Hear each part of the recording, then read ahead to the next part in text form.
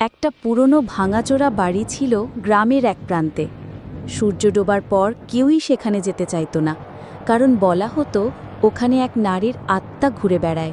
অনেক বছর আগে মেয়েটি অন্যায়ের শিকার হয়েছিল এবং তার মৃত্যু হয়েছিল অকালে। মৃত্যুর পরও তার আত্মা শান্তি পায়নি।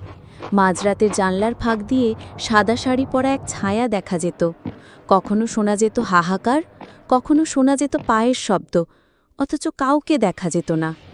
গ্রামের মানুষ ভয় পেয়ে বাড়িটি এড়িয়ে চলত, কিন্তু একদিন এক সাহসী ছেলেটি সত্য জানার জন্য বাড়িতে ঝুঁকল।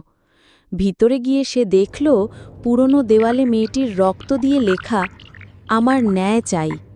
ছেলেটি সব ঘটনা গ্রামে জানালো। গ্রামবাসীরা মেয়েটির জন্য পূজা করল, ন্যায় প্রতিষ্ঠা করল। তারপর থেকে আর সেই আত্মাকে কেউ দেখতে পায়নি। লোকেরা বিশ্বাস করল, অন্যায়ের প্রতিশোধ না মিললে আত্মা মুক্তি পায় না।